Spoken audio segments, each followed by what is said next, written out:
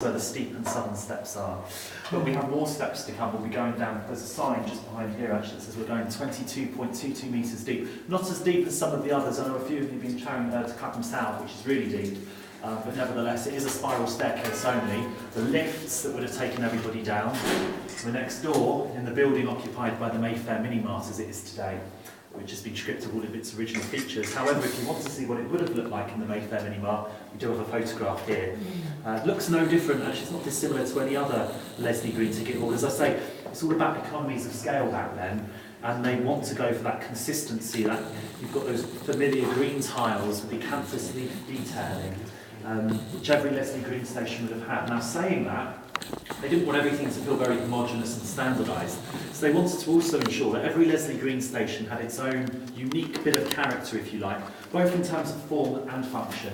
Form, because it has decorative variety. Function, because those who were illiterate at the turn of the 20th century needed to be able to identify their stations very easily, particularly as they were coming into the platforms. So every platform, and you'll notice this now as you go to the different Leslie Green stations, every platform has its own unique tiling and colour scheme. So Covent Garden, it's that sunburst yellows and oranges. Caledonian Road, it's the two-tone mauve. Here at Down Street, they've gone for maroon, and we can see the original tiles leading down the spiral staircase. However, a lot of these tiles have, because as I'm about to explain, this was Down Street's luck was to change during the Second World War, and it was to be converted for war use, and they felt that the tiles were a bit clinical, a bit stationary. So they've used this ochre colour paint that we're going to become all so familiar with throughout this tour, which they've used to make for a more homely feel. I'll leave you to make your own minds up onto what you think about that quote.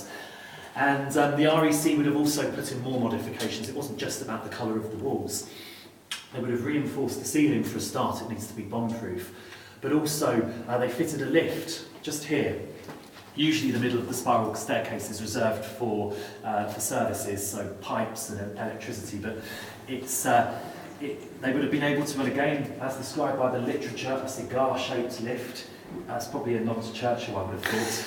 But that cigar-shaped lift would have accommodated about 1 or 2 passengers at the max, because they'd already got rid of the original lifts by this point. Station closed in 1932. The Railway Executive Committee moved in here in 1939. It was September of 1939. Who were the Railway Executive Committee? Probably should have said that before I started. I'm using the acronym REC, which we'll be using for sure. The Railway Executive Committee were responsible for the running of Britain's railways during the Second World War. You've got to remember, this is pre-British Rail. There is no unified body. There's 4 private companies. There's LNER, there's London Midland Scotland, there's Great Western, and there's Southern. And those 4 companies made up the big 4, but they needed some kind of strategic body just to ensure that all the wartime efforts, whether it's evacuation trains, ambulances, they all need to be coordinated by the REC. And the REC were looking for a headquarters in 1939. They formed a year earlier. And they're only down the road in Fielden House in Westminster, but Fielden House's basements weren't going to be enough to protect all their important equipment and day-to-day going, so they needed to find somewhere. And this is why I keep saying that Down Street's luck was to change, because what better place to use than Down Street? Nobody even knows it's here. It's the perfect place for a secret location. Before we go down the stairs, I just want to point out a couple of other witness marks. Just here on the door, we have "To the Street." We know that's not London Transport font, because London Transport used Johnson font, and also they wouldn't use arrows. I mean, they'd be quite inconsistent, because on that one they used 5 flights of the arrow. Just drawn crudely on the wall over there, they've used 3 flights of the arrow. See, only my eyes tested clearly.